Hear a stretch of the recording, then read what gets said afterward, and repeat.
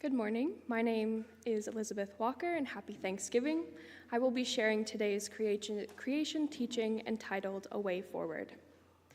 On the screen, you will see a picture of a woodland caribou, a creature so majestic it takes your breath away. Like the majestic caribou, other charming animals like the prairie dog and badger are threatened or endangered. Only we can act to give them the breath of life. All these creatures and more have a soul-filling value. Think of the sound of a meadowlark's song, or a seemingly infinite field of swaying prairie grasses. This concept is the cornerstone to Indigenous teachings of all our creations and all our relations, meaning that in simple terms, beauty and sustainability, we as creatures among creatures, is what nurtures our soul. Their future is in our hands, and collectively we must protect their habitats, as well as stop the emissions of greenhouse gases. So what can we do? One of the options to reduce greenhouse gases associated with energy production is to promote solar power. Just how effective is solar energy production in reducing emissions? Well, there is an illustration from the IPCC, or Intergovernmental Panel on Climate Change, which helps to conceptualize the emissions associated with different power sources. In this scenario, a bubble of greenhouse gas is equivalent to the size and shape of one egg. Here is the number of eggs worth of carbon emissions that would be produced to power a fridge for one day. If you were operating on solar power, only one egg of carbon emissions would be produced. With natural gas, that's the equivalent of 12 eggs of carbon emission. And with coal power, that would be 20 eggs worth of carbon emissions. In this example, the fridge requires 1 kilowatt hour of power to run per day. Now let's say you use 15 kilowatt hours of electricity per day to power your fridge, as well as your computer, washing machine, oven, and so on. After 4 days, you'd have 100 dozen eggs if you were using coal-powered generation for those appliances. Keep in mind, Saskatchewan has not yet phased out coal-powered electricity.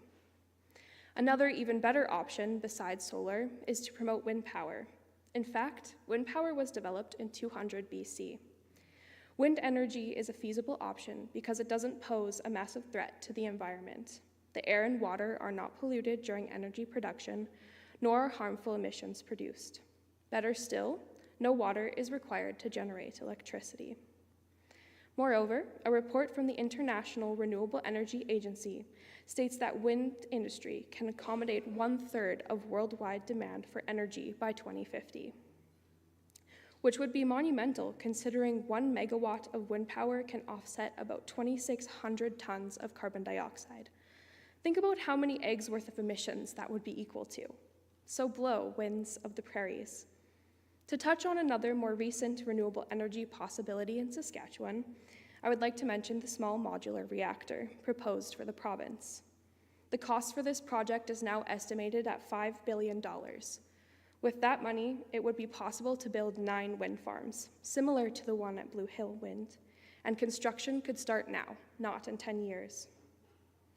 On another note, the transport sector was the second largest source of greenhouse gases in 2021, making up 22% of emissions.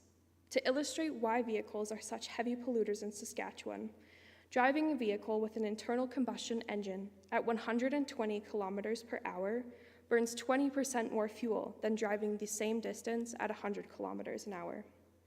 Consequently, there is a new law in Ontario that requires those trucks to have install a specific technology that limits their speeds to 105 kilometers an hour, which helps to reduce emissions significantly. It should be noted, the more potent greenhouse gases, nitrogen oxides, are also generated at larger quantities at higher speeds. One way to reduce the emissions associated with transportation, of course, is to drive an electric vehicle. However, although I'm sure many of us would like to drive an electric vehicle, the cost is prohibitive. Therefore, we need incentives to create affordability, as well as the necessary infrastructure, such as a network of charging stations, for this to be a feasible and accessible solution. A final way in which Saskatchewan could reduce its emissions is by instating building codes that reduce greenhouse gas emissions and place conservation needs at the forefront. For instance, instigating a net zero building code and funding retrofits could be a starting point in which homeowners would also be engaged. So what is it that we need to do in Saskatchewan? We call upon the Saskatchewan government to phase out coal-powered fire generating stations, reduce speed limits on major highways, subsidize electric vehicles, and develop a network of charging stations, as well as accelerate the institution of net zero building codes. There is a way forward to make more sustainable choices. Thank you for listening to today's creation teaching. This was the 5th of 6 creation teachings authored by the Reverend Margaret McKechney. We both welcome your feedback and actions.